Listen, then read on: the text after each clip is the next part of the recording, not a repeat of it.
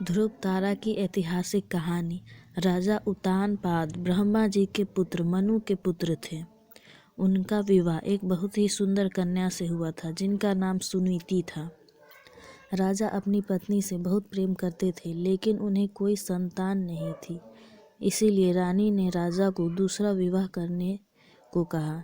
राजा अपनी पत्नी से बहुत प्रेम करते थे इसीलिए उन्होंने मना कर दिया और कहा कि दूसरी पत्नी के आने से तुम्हारा स्थान कम हो जाएगा।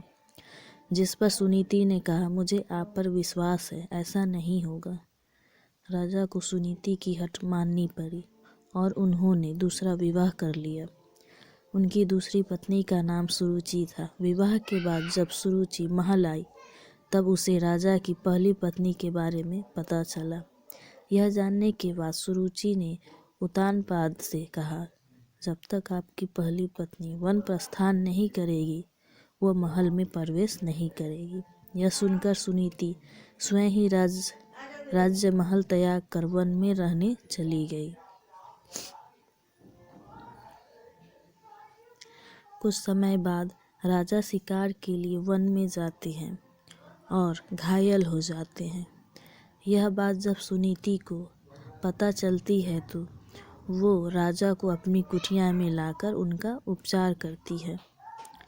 राजा कई दिनों तक अपनी पहली पत्नी के साथ रहते हैं।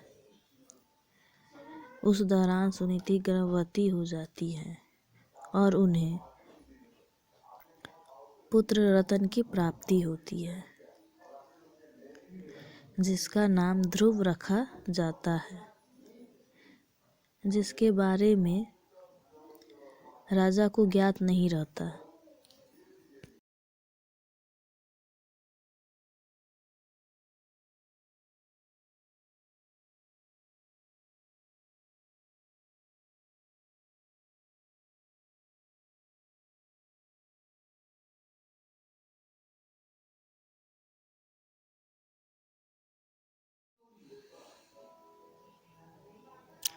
कुछ दिनों बाद राजा अपने महल चले जाते हैं।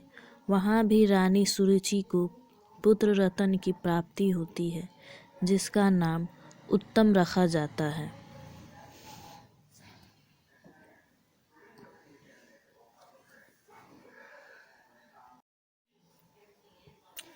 कुछ समय बाद राजा उत्तानपाद को ध्रुव के बारे में पता चलता है।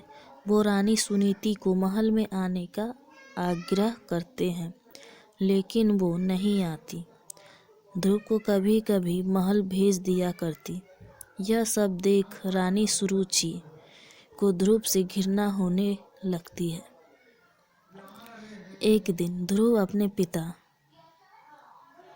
उत्तानपाद की गोद में बैठता है। यह देख रानी सुरुचि को क्रोध आ जाता है और वो उसे धक्का देकर अपशब्द कहती है और उसे छोरी हुई स्त्री का पुत्र कहकर अपमानित करती है।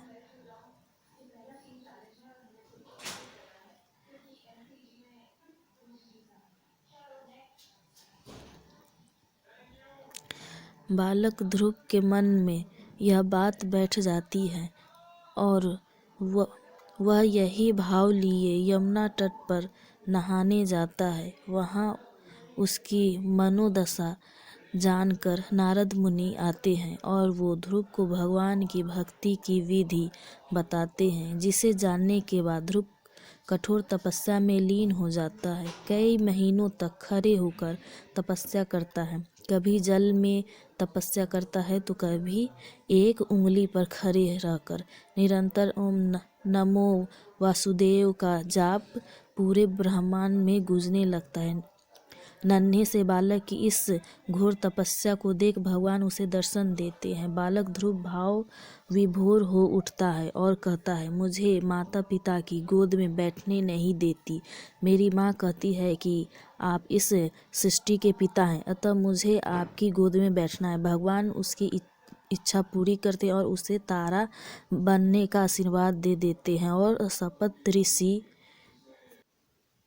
उस दिन से आज उत्तर दिशा की ओर ध्रुव तारा चमक रहा है।